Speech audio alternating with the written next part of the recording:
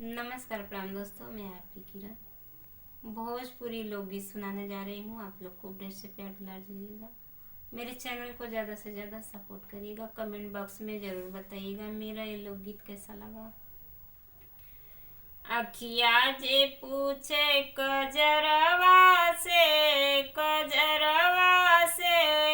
बड़ी निक बाड़ू भीतरवा से। अखिया जे पूछे कजरवा से बड़ी निक बाड़ू भीतरवा से। बड़ी निक बाड़ू भीतरवा से। हमके लगावेलू नीक तुही लगलू। हमके लगावेलू नीक तुही लगलू।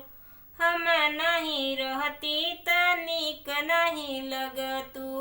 हम नहीं रहती त नीक नहीं लगतू। पूछा जरा अपने नखरवा से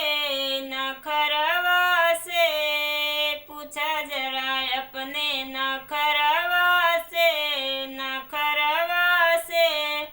बड़ा नीक लागेलू भीतरवा से। बड़ा नीक लागेलू भीतरवा से। अखिया जे पूछे कजरवा से अखिया जे पूछे कजरवा से बड़ा नीक लागेलू भीतरवा से। बड़ा नीक लागेलू भीतरवा से। बड़ा नीक लागेलू भीतर